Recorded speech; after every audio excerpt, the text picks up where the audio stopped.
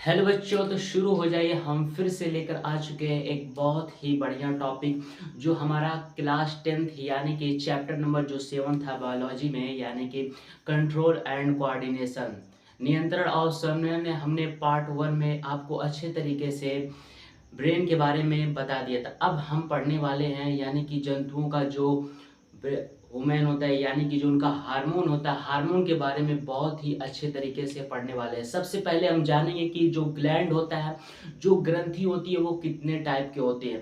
ग्रंथि से जो निकलने वाले हार्मोन होते हैं वो कितने टाइप के हार्मोन होते हैं। एंडोक्राइन ग्लैंड और एक्सोक्राइन ग्लैंड, यानी कि अंतःस्रावी ग्रंथियां और बाह्यस्रावी ग्रंथियां, ये क्या होती है, इसको बहुत ही अच्छे तरीके से जानिए। मैं सबसे पहले आपको बता दूं, जो ग्लैंड होती है, ग्रंथियां होती है, वो 3 टाइप की होती है। यानी कि there are 3 type of gland. हम 3 टाइप की ग्रंथियां पढ़ेंगे। एंडोक्राइन ग्लैंड पढ़ेंगे, एक्सोक्राइन ग्लैंड पढ़ेंगे और मिक्स ग्लैंड। तो सबसे पहले मैं आपको बता दूं, जो एंडोक्राइन ग्लैंड होती है यानी कि बाह्यस्रावी ग्रंथियां। बाह्यस्रावी ग्रंथियां वो ग्रंथियां होती है जो इसमें नलिका होती है, यानी कि ऐसी ग्रंथि, ऐसा ग्लैंड जिसमें नलिका होती है, ट्यूब होती है, उसको हम क्या बोलते हैं, बाह्यस्रावी ग्रंथि यानी कि एक्सोक्राइन ग्लैंड। और एंडोक्राइन ग्लैंड उस ग्रंथि को बोलेंगे जिसमें नलिका विहीन होती है, यानी कि जो एंडोक्राइन ग्लैंड होती है, अंतःस्रावी ग्रंथियां होती है, उसमें क्या होता है, ट्यूब यानी कि नलिका नहीं होती है। एक आता है मिक्स ग्लैंड, यानी कि मिश्रित ग्रंथियां। मिश्रित ग्रंथियां उस ग्रंथि को बोलते हैं जिसमें एंडोक्राइन और एक्सोक्राइन, यानी कि बाह्यस्रावी और अंतःस्रावी दोनों को एक साथ जब कंबाइन करते हैं, दोनों का जो प्रॉपर्टी यानी कि गुण पाया जाए, उसको हम क्या बोलेंगे, मिक्स ग्लैंड। फॉर एग्जाम्पल के लिए जो हमारा पैनक्रियाटिक होता है, यानी पैनक्रियाज जो होता है, उसको हम मिक्स ग्लैंड यानी कि मिश्रित ग्रंथि बोलते हैं। अब हम अपने आते हैं मेन टॉपिक की तरफ। आज का जो हमारा सबसे ज्यादा और सबसे खास जो टॉपिक है वो है मानव की अंतःस्रावी ग्रंथियां, यानी कि इंडोक्राइन ग्लैंड ऑफ मैन या वुमेन। सबसे पहले मैं आपको बता दूं, यहाँ पे मैंने 7 टाइप की यानी 7 टाइप के मैंने ग्रंथियां लिख रखा है। पीयूष ग्रंथि, थायराइड, पैराथायराइड, एड्रिनल, अग्न्याशय, बहुत सारी। आज हम सिर्फ प्यूटरी ग्लैंड यानी कि मास्टर ग्लैंड के बारे में बहुत ही अच्छे और डिटेल तरीके से पढ़ने वाले हैं। तो चलिए शुरू करते हैं बिना किसी दिक्कत के साथ। तो सबसे पहले आपको यहाँ पे पीयूष ग्रंथि यानी कि मास्टर ग्रंथि, प्यूटरी ग्लैंड देखने को मिले। इसको हम मास्टर ग्रंथि बोलते हैं, यानी कि जो मास्टर ग्रंथि होता है ये कितने टाइप का होता है, इससे कौन कौन से हार्मोन निकलते हैं, या पार्स डिस्टिल या पार्स इंटरमीडिया, ये कहाँ से निकलते हैं, ये किस जगह जो स्थित होता है, इसका क्या वेट होता है, कैसे क्या, ये सारी चीजें हम पढ़ने वाले हैं।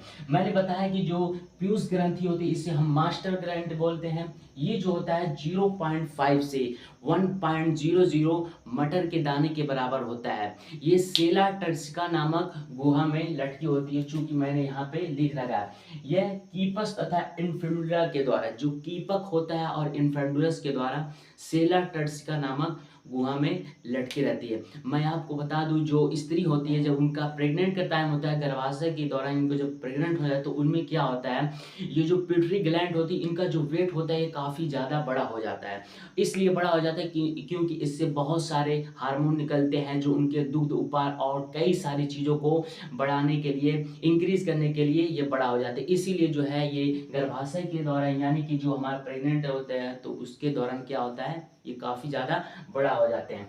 तो सबसे पहले मैं आपको बताया कि यहाँ पे कीपक या इन्फेंडुला के द्वारा सेला टर्सिका नामक गुहा में लटकी होती है।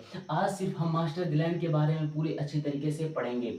सबसे पहले जो पीयूष ग्रंथि होती है यानी कि प्यूटरी ग्लैंड होती है, ये 2 पार्ट में हम डिवाइड करते हैं, यानी कि 2 भागों में डिवाइड करते हैं। एक होता है एडिनो हाइपोफाइसिस, एक होता है न्यूरो हाइपोफाइसिस। जो एडिनो हाइपोफाइसिस होता है ये अग्र यानी कि हमारे आगे ब्रेन में स्थित होते हैं, और जो न्यूरो हाइपोफाइसिस होता है ये पश्चपिंड यानी कि जो पीछे लोब होता है। मैंने यहाँ पे लिख रखा है कि एडिनो हाइपोफाइसिस जो होता है इसको अग्रपिंड, और न्यूरो हाइपोफाइसिस इसको पश्चपिंड। जो एडिनो हाइपोफाइसिस होता है और न्यूरो हाइपोफाइसिस, इससे कई सारे हार्मोन्स निकलते हैं। बहुत सारे हार्मोन्स को मैंने यहाँ पे लिख रखा है, अभी मैं आपको डिटेल में और अच्छे तरीके से बताऊंगा। सबसे पहले हम एडिनो हाइपोफाइसिस यानी कि अग्रपिंड के बारे में समझेंगे। इससे जो हार्मोन निकलते हैं वो जीएच हार्मोन या सोमैटोट्रोपिन। जो जीएच हार्मोन होता है यानी कि ग्रोथ हार्मोन, ये किस वक्त निकलते हैं? ये रात को समय जब हम नींद में होते हैं तो ये जीएच हार्मोन काफ़ी तेज़ी से निकलते हैं, इसे ग्रोथ हार्मोन कहते हैं। जब ये हार्मोन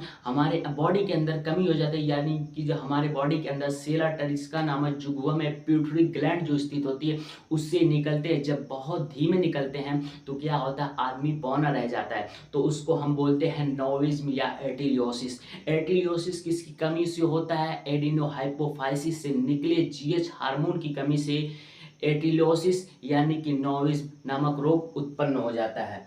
और इसको हम क्या बताएं कि सोमैटोट्रोपिन यानी कि जीएच हार्मोन को हम सोमैटोट्रोपिन बोलते हैं। अब एडिनोहाइपोफाइसिस के बारे में पढ़ रहे। एडिनोहाइपोफाइसिस से सिर्फ जीएच हार्मोन नहीं, बहुत सारे हार्मोन निकलते हैं। यहाँ पे मैंने पीआरएल, एफएसएन, एलएच और एसीटीएच लिख लिया।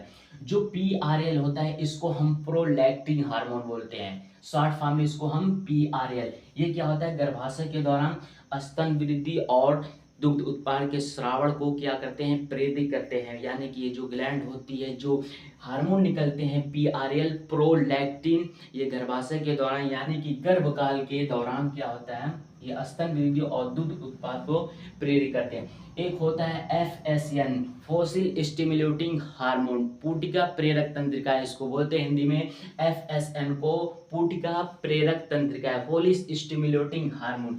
ये कार्य करता है शुक्राणु, स्पर्म और शुक्राजन जो नलिका होती है उसके क्या अंडाशय और मादा हार्मोन के स्रावण को प्रेरित करते हैं। मैंने सारे का जितना जो काम है मैंने यहाँ पे लिख दिया कि पीआरएल का क्या काम है, एफएसएन का और एलएच है। एलएच जो होता है इसे ल्यूटिनाइजिंग बोलते हैं, ये नर हार्मोन यानी कि जो मेल से जो हार्मोन निकलते हैं उसके स्रावण को प्रेरित करता है। यानी कि जब ये एलएच हार्मोन निकलेगा तो नर हार्मोन यानी कि मेल हार्मोन जो है निकलना शुरू हो जाए। एक होता है एसीटीएच, एड्रीनोकार्टिकोट्रोपिन, इसको हम एड्रीनोकार्टिकोट्रोपिन बोलते हैं। जो हमारी वृक्क होती है, जो किडनी होती है, हमारी दो किडनी होती है यानी कि एक जोड़ी में किडनी होती है, उसके ऊपर आप टोपी टाइप की जो संरचना देखेंगे उसको हम कॉर्टेक्स बोलते हैं। ठीक, इस कॉर्टेक्स से जो ये हार्मोन होते हैं एसीटीएच यानी एड्रीनोकार्टिकोट्रोपिन, उसके कॉर्टेक्स भाग से ग्लूकोकार्टिकाइड्स नामक हार्मोन को प्रेरित करने के कहते हैं। मतलब जो हमारी किडनी हुई उसके ऊपर टोपी जैसी संरचना जो दिखाई देती है उसको हम कॉर्टेक्स बोलते हैं। तो यही एसीटीएच हार्मोन ग्लूकोकार्टिकाइड्स नामक हार्मोन के स्रावण को प्रेरित करने के लिए कहता है। ठीक, अब हम आते हैं अपने न्यूरोहाइपोफाइसिस। ये सारी बात जो हो रही थी ये एडिनोहाइपोफाइसिस यानी कि अग्रपिंड की। अब हम आते हैं न्यूरोहाइपोफाइसिस यानी कि पश्चपिंड। वैसोप्रोसिन या पिट्रेसिन, ये क्या होता है, वृक्क नलिका में जल की अतिरिक्त मात्रा, जो नेफ्रॉन होता है इसमें जब जल की मात्रा और ज़्यादा होती है यानी कि जो बच जाते हैं जल, उसमें क्या होता है रीएब्जॉर्बेशन के लिए यानी कि पुनः अवशोषण के लिए उसकी मात्रा को बढ़ाते हैं। इसको हम एंटी ड्यूरेक्टिंग एडीएच बोलते हैं, यानी कि मूल प्रतिरोधीतम को हम इंग्लिश में एंटी ड्यूरेक्टिंग यानी एडीजीएच बोलते हैं। इसकी जब कमी हो जाती है आदमी में तो उसको बोलते हैं डायबिटीज इंसिपिड्स। डायबिटीज इंसिपिड्स कैसे होता है, जो वृक्क नलिका होती है उसमें जल का जब अधिक मात्रा जो होती है वो नहीं निकल पाती है, यानी कम होता है, सिर्फ जितना निकलता है उतना अवशोषण हो जाता है, तो इसकी कमी को यानी इस रोग के आदमी को हम बोलेंगे डायबिटीज इंसिपिड्स, शॉर्ट फॉर्म में डीआई। उसके बाद आपको हाइपोथैलेमस। हाइपोथैलेमस क्या होते हैं, मैंने आपको पिछले वीडियो में बताया था कि जो अग्र मस्तिष्क होते हैं उसमें 3 पार्ट होते हैं। एक होता है प्रेमस्तिष्क सेरेबेलम, एक होता है थैलेमस और तीसरा जो होता है हाइपोथैलेमस। तो ये बात हो रही है हाइपोथैलेमस यानी अग्र मस्तिष्क से निकलने वाले हार्मोन। क्योंकि हम एडिनोहाइपोफाइसिस और न्यूरोहाइपोफाइसिस के बारे में पढ़ रहे हैं तो इसीलिए मस्तिष्क के मैंने 3 अग्र मस्तिष्क जो है उसमें मैंने 3 पार्ट बताया था, यानी कि सेरिब्रम बताया था, थैलेमस बताया था और हाइपोथैलेमस। तो जो हाइपोथैलेमस होते हैं इससे 2 हार्मोन निकलते हैं, एक होता है मोचक हार्मोन, एक होता है निरोधी हार्मोन। मतलब जो हमारा हाइपोथैलेमस हुआ, हाइपोथैलेमस जो अग्र मस्तिष्क का जो पार्ट हुआ इससे 2 हार्मोन निकले, एक निकला मोचक हार्मोन, एक निकला निरोधी हार्मोन।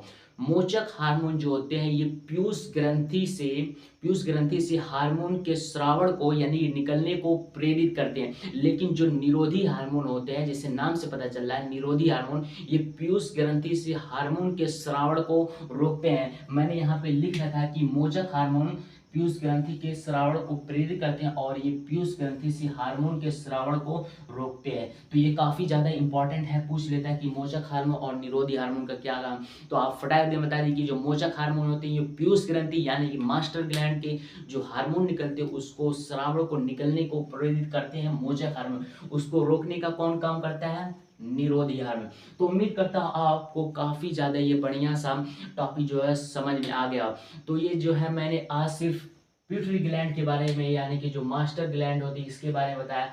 अब हम अगली वीडियो में जो हमारा शॉर्ट हर वीडियो जो है इस छोटा छोटा होता रहेगा, 10 मिनट का रहेगा, 8 मिनट का, तो उसमें हम पूरा अच्छी तरीके से जिस तरीके से आज हम पिट्यूटरी ग्लैंड यानी कि पीयूष ग्रंथि के बारे में पढ़े हैं, कल हम पढ़ेंगे थायराइड ग्रंथि के बारे में, थायराइड से कौन से हार्मोन निकलते हैं, उसके बाद हम पैराथायराइड पढ़ेंगे, फिर अधिवृक्क पढ़ेंगे, एड्रिनल ग्लैंड, फिर थाइमस पढ़ेंगे और पीनियल ग्लैंड और अग्न्याशय पढ़ेंगे। तो उम्मीद करता हूँ आपको ये बहुत ही अच्छे तरीके से समझ में आ गया हो। तो पढ़ाई करते रहें। All the very best.